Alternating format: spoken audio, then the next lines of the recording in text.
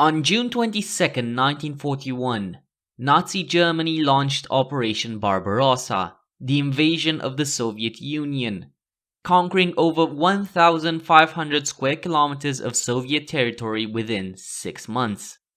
By November 1941, German forces were within reach of Moscow, but were driven back by a counteroffensive of Soviet reserves, which saved the Soviet capital. The Great Patriotic War on the Eastern European Front continued until the fall of Berlin in May 1945, and proved to be the deadliest theater of World War II, both in military and civilian casualties. To replace the tens of thousands of tanks lost in the first 6 months of the war, in 1942 the Soviet tank industry introduced an improved variant of the T-34 medium tank, as well as a new light tank, the T-70, producing around 12,500 T-34s and 4,900 T-70 tanks that year.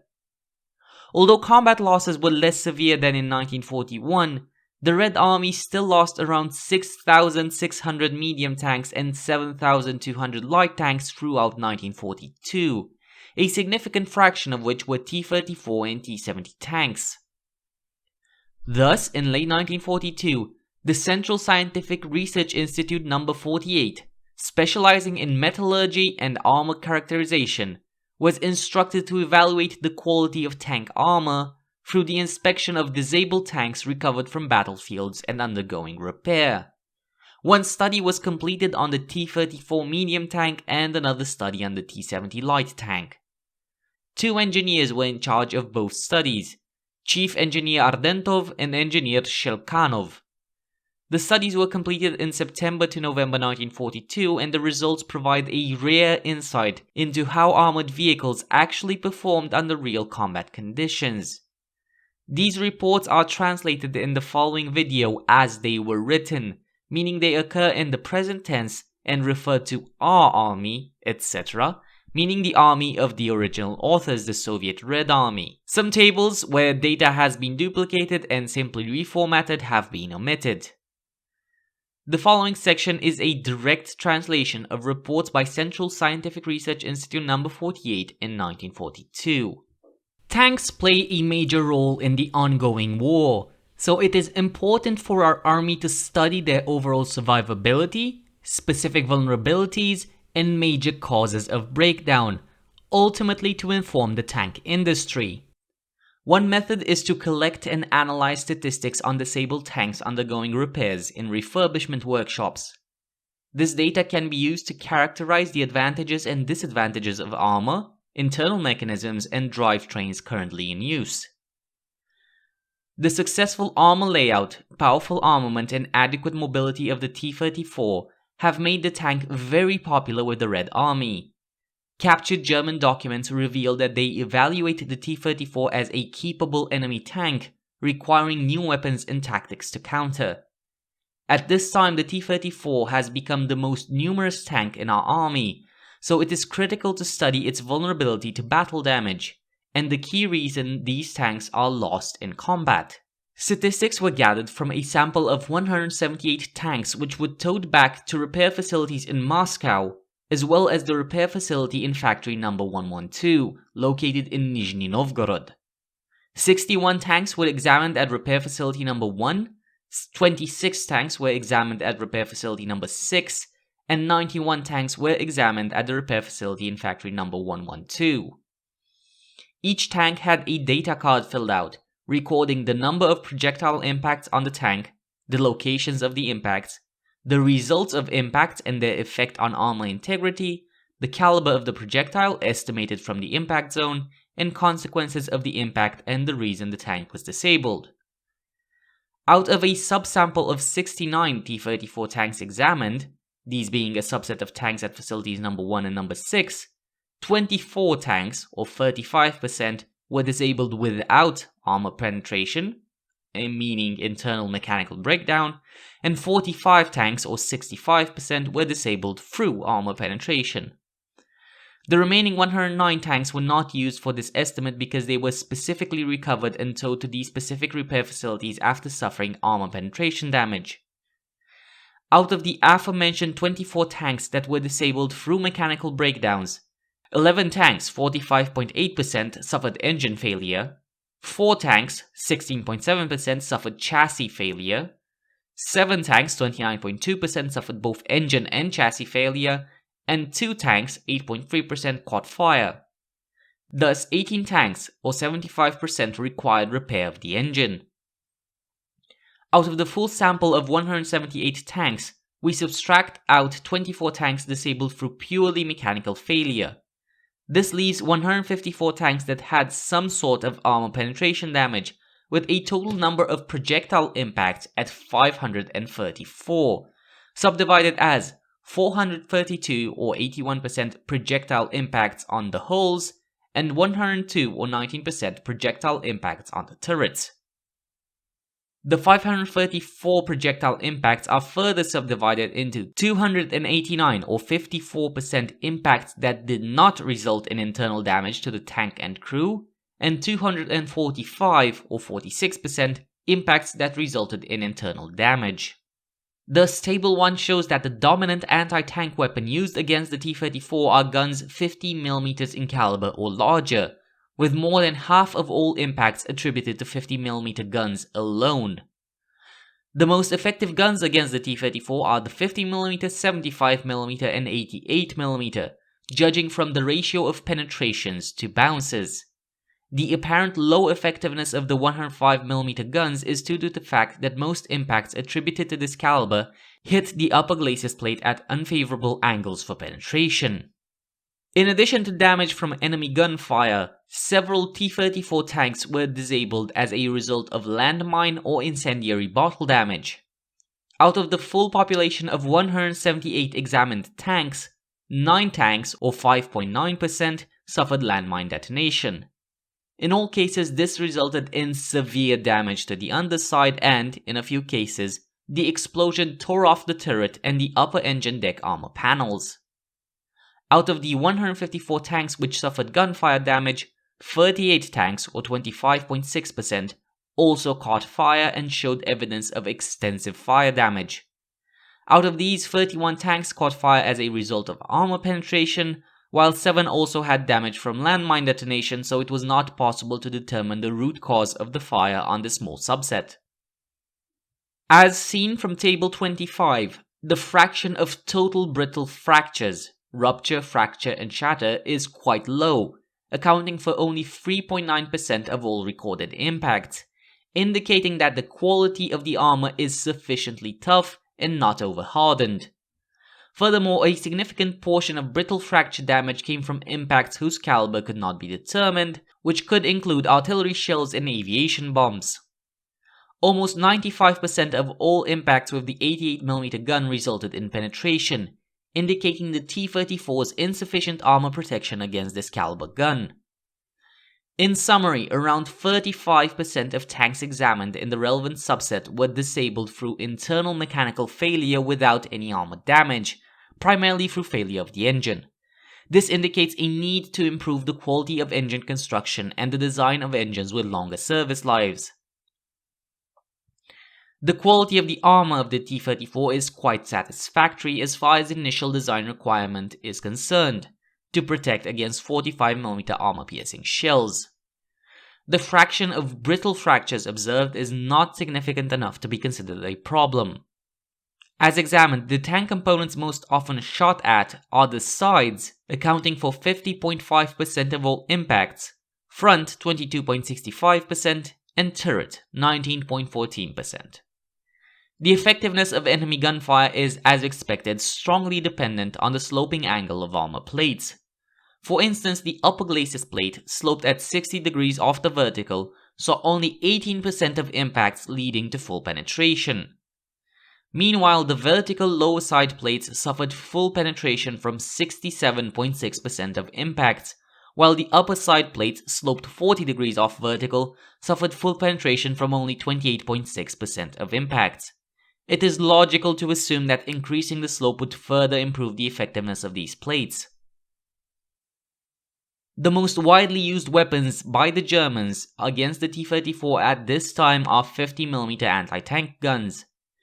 Based on this analysis, it can be concluded that the Germans do not use large number of subcaliber shells at this time, as these would have a caliber no greater than 37mm, and the net total number of impacts recorded at 37mm or below only accounts for 14.7% of all recorded impacts. The most effective rounds used against the T-34 are the 88mm rounds, since around 95% of all impacts with this caliber led to penetrations.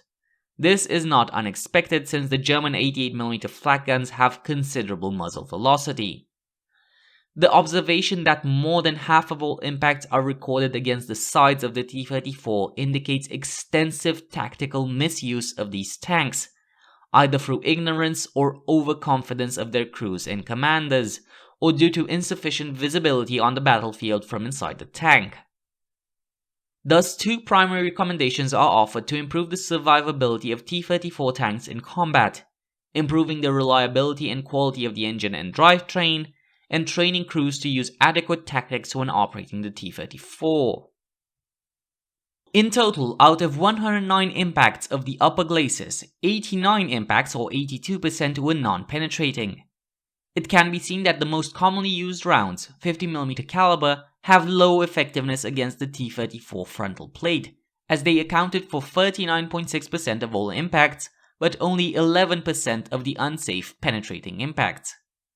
On the upper glacis, which is sloped 60 degrees to the vertical, only 18.1% of all impacts resulted in penetration or fracture damage, with 82% of recorded impacts bouncing. In total, out of 12 impacts of the lower glacis, 8 impacts or 66% were non-penetrating. In total, 270 impacts against the side plates were recorded, or 50.5% of the net total, including the upper sloped and lower vertical side plates.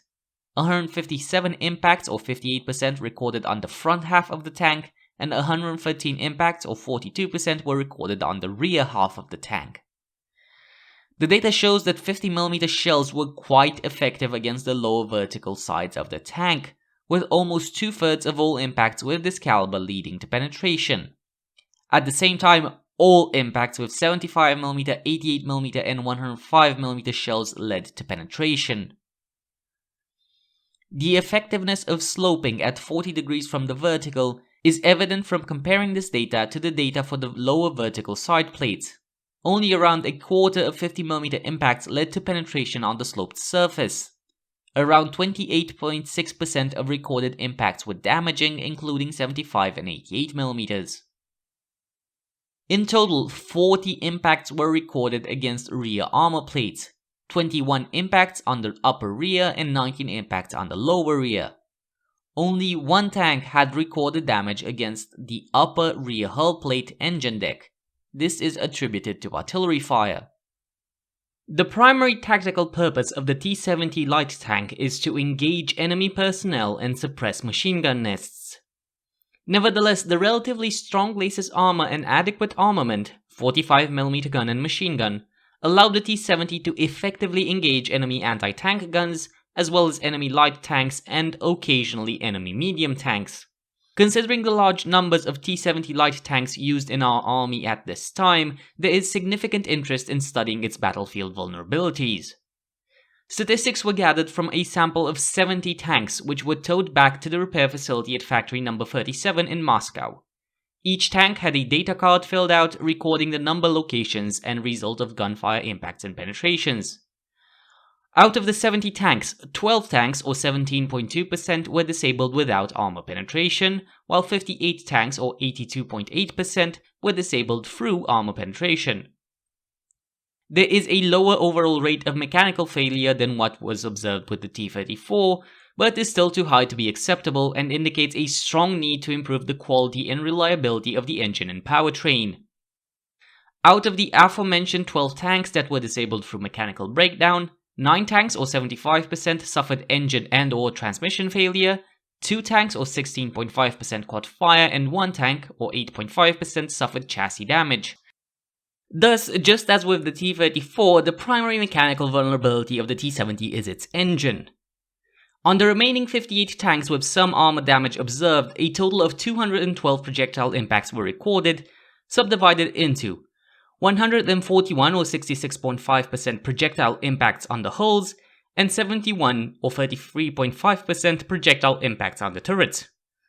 The 212 projectile impacts are further subdivided into 65 or 30.7% safe impacts that did not result in internal damage to the tank or crew, and 147 or 69.3% impacts that resulted in penetration and internal damage. Thus, over 2/3 of all impacts were damaging for the T-70, a much higher fraction than observed with the T-34. Table 1 shows that the primary class of weapons used against the T-70 are anti-tank guns 50mm in caliber or below, accounting for 65.9% of all impacts, out of which 68.5% are penetrating. The hulls of T-70 light tanks received a much higher fraction of incoming fire than their turrets and had a higher risk of penetration. 78% of all impacts against the hull were penetrating, while only 52% of all impacts against the turret were penetrating.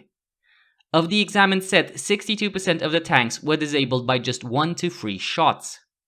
In total, 43.8% of all impacts hit the hull side, only 8.5% hit the hull front, and 33.3% hit the turret, with the hull sides and turret proving to be the most commonly targeted areas. Out of the full set of 70 examined tanks, 3 tanks exhibited damage from landmines. 2 were also damaged by gunfire, while 1 showed no signs of gunfire damage. Furthermore, a total of 27 tanks, or 38.5% of the net total, showed evidence of fire damage. 25 tanks with fire damage had gunfire damage to their armor, and 2 had no gunfire damage. This high percentage of burned tanks is likely due to the use of flammable gasoline fuel. Since the significant majority of impacts and penetrations were against the side of the T-70 light tank, it was recommended to improve the armor protection of that surface. As can be seen from Table 22, there is a high fraction of brittle fracture, ruptures and fractures, accounting for 25.9% of all recorded impacts, which indicate low toughness and therefore low quality armor used on T-70 light tanks. These are primarily attributed to projectiles over 50mm in caliber impacting the side plates. In summary, around 17.2% of examined tanks were disabled without gunfire damage as a result of internal mechanical failure, primarily engine breakdown. Even though this is lower than the 35% mechanical breakdown rate observed with T-34 tanks, it is still significant and shows the engine and drivetrain require reliability improvements. The largest fraction, 40% of all impacts, were detected on the side plates, which are protected by the least effective armor on the tank due to its low thickness and lack of slope, and suffer high rates of brittle fracture. This requires a thorough re-examination and redesign of side armor for the T-70. The other surfaces on the T-70 are protected by more effective armor than the sides, as they are thicker and sloped. These other surfaces are not as brittle and appear to have adequate toughness. The most common weapons used against T-70 tanks are anti-tank guns 50mm in caliber or below, accounting for 65.9% of all impacts, of which a subset of 63.5% led to penetrations. The effectiveness of guns over 50mm in caliber is obviously even higher. The observation that more than half of all impacts are recorded against the sides of the T-70 indicates extensive tactical misuse of these tanks, through ignorance of their crews and commanders or due to insufficient visibility of the battlefield from inside the tanks, which leads to delayed or impossible detection and identification of enemy anti-tank guns. Thus, 3 primary recommendations are offered to improve the survivability of T-70 tanks in combat: improving the reliability and quality of the engine and drivetrain, strengthening the side armor plates, and training crews to use adequate tactics when operating the T-70. As can be seen, the upper glacis plate effectively stops around 50% of the incoming anti-tank shells from achieving penetration, even though it is only 35mm in thickness. This can be attributed to the high quality of steel used, as well as the significant slope of the plate, 60 degrees off the vertical. As mentioned earlier, the largest fraction of impacts were against the side plates of the T-70 tanks, which are weakly armored, only 15mm thick, oriented vertically.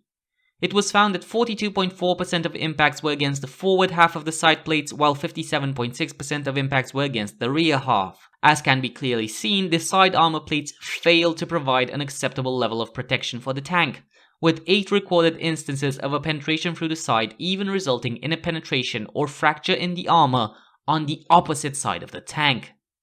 The turret likewise does not possess sufficient armor to adequately protect the tank against enemy anti-tank fire, even with calibers 50mm or below, with 72.9% of impacts of this caliber leading to penetration. As can be seen, considerably more impacts were found against the side of the turret, with a much higher proportion of bounces, likely due to the oblique angle of incoming fire coupled with the angling of the turret's side armor. The analysis of the T-34 presented here shows that the tank's armor was performing adequately for its initial design specification. Designed to protect against 45mm armor-piercing shells, primarily from the frontal arc, the data shows that the armor mostly achieved this.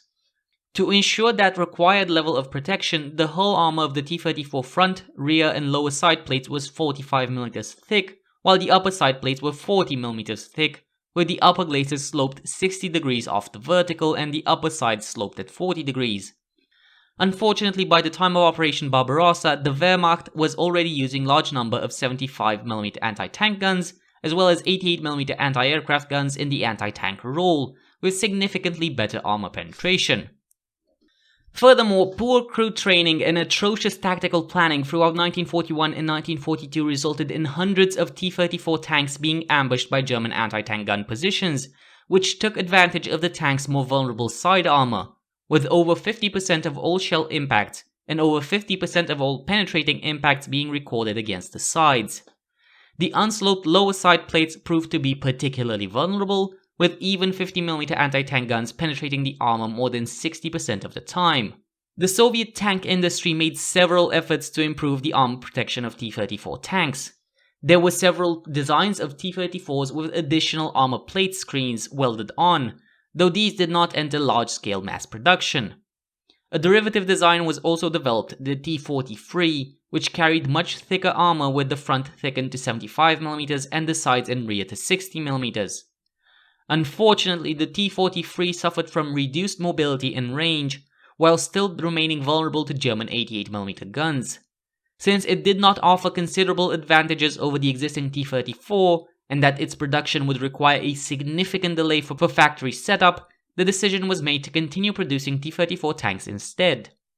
This was an acceptance that the requirements of mass production were more important than a small increase in protection.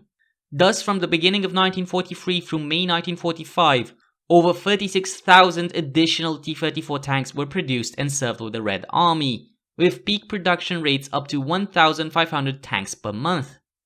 During the same period, however, around 36,000 medium tanks, primarily T-34s, were disabled in combat, according to statistics reported by Grigory Krivoshev in 1993. Although other Russian historians have since pointed out that his calculations are inconsistent, and it is likely that the 36,000 loss figure does not account for tanks that were disabled but later repaired and sent back into service. Thus, some vehicles may be re-disabled and counted more than once as a loss. The decision to keep the T-34 in production without significantly improving its hull armor, even after studies like this, may certainly seem insensitive. However, given the situational context and the acute need for thousands of tanks to continuously push back the German forces, the consequences of spending valuable time setting up nationwide factory production to produce marginally better protected tanks could have been devastating to the Soviet war effort, and thus unacceptable.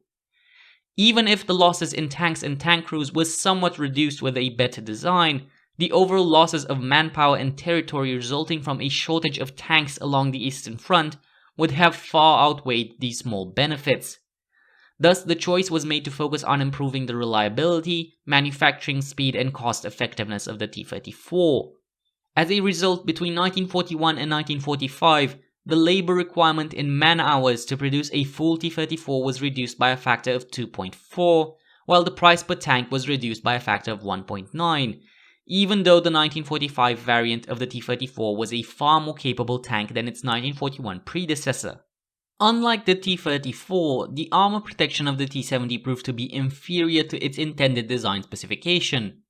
It was also defective in manufacture as it was over-hardened, and therefore vulnerable to brittle fracture even if it would not otherwise suffer a penetration. Furthermore, by late 1942, light tanks in general were becoming redundant for the Red Army. Their most critical hour came in late 1941, early 1942, since the production of light tanks was easier to maintain on surviving factories and faster to re-establish on factories pulled back deep into the nation. Light tanks, primarily the T-60, were produced in large numbers to supply Red Army units with at least some sort of tank, while heavier production lines were being set up in safe zones. However, once mass production of T-34s was resumed in May-July 1942, the need for light tanks diminished, especially in light of the low effectiveness of the T-60. The T-70 was developed as a significant upgrade to the Russian light tank line to provide a low-cost infantry support tank that would supplement the more expensive though much more capable T-34. It is possible that light tanks remained in production due to their disproportionate apparent effect during the difficult winter of 1941-1942 and a misguided though understandable expectation that they would continue to be effective, though it is also possible that they were simply intended to pad the overall number of field tanks, since they still remained an effective weapon against German infantry and lightly armored or soft-skinned vehicles. Unfortunately, the T-70 proved to be generally an ineffective design. It was vulnerable to all types of German anti-tank guns and significantly disadvantaged when facing German medium tanks and assault guns, like the Panzer III, Panzer IV, and Stug III. However, when used adequately, the T-70 performed well in areas inaccessible to heavier tanks, such as dense forests and boggy ground. It also proved to be unexpectedly effective in villages and urban terrain, since it was small, difficult target to hit, and was maneuverable on narrow streets. Ultimately, over 8,200 T-70 tanks were produced in 1942 and 1943, complementing the 5,900 T-60 tanks that preceded it, produced in 1941 and 1942. A significant portion of these were also disabled in combat, with Krivoshev reporting losses of 16,200 light tanks in 1942 to 1945, while official Red Army statistics list only 1,500 surviving T-70 light tanks in service in January 1946. The fact that Krivoshev's figure is considerably higher than the production of light tanks in the same period, not even accounting for the surviving tanks in 1946, and cannot adequately be accounted for with the surviving interwar T-26 and BT-5, BT-7 light tanks, lends credence to the idea that Krivoshev did not account for tanks that were repaired and sent back into action when tallying up losses, and only examined the total number of tanks disabled in combat. Nonetheless, the sheer scale of tank losses, including the T-70, makes almost any accurate statistical analysis difficult, but does indicate appalling losses in Soviet tanks during this period. The Red Army finally made the decision to discontinue the T-70 light tank after the Battle of Kursk, realizing that it did not fulfill its intended roles adequately, with the last T-70 tanks rolling off the production line in October 1943. In November, armored units of the Red Army were reorganized, subsequently fielding no tanks lighter than the T-34, though some T-70 tanks that were already produced were used in supplementary roles.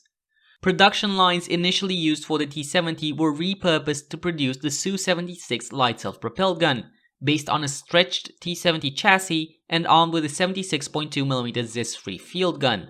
The Su-76 proved to be a far more capable combat asset, ultimately becoming the Soviet Union's second most numerous armored vehicle of World War II, with over 14,200 produced between December 1942 and October 1945. These reports, just a few thousands during the war, provide a valuable insight into the chaos being caused by the scale of tank losses for the Soviets, the sacrifice made by the Soviets in repelling the German invasion, and to the combat performance of two of the most famous Soviet vehicles of the era. The T-34 was designed to protect against 45mm armor-piercing ammunition from the front, and its armor reflected this. When the Germans, with larger caliber tank guns and anti-tank weapons, as well as improved ammunition, were shooting at it, the quality of the armor was shown to be performing as required. Tied in with good combat tactics like ambushing and firing at the Soviet tanks from the side, and the often terrible tactical use by the Soviets of their own tanks, the reason for the scale of the losses is obvious. It is true that the numbers for tank losses as produced by Krivoshev are likely including some double counting, but the production rate had to at least try and keep up with the loss rate to maintain a semblance of combat effectiveness against the Germans.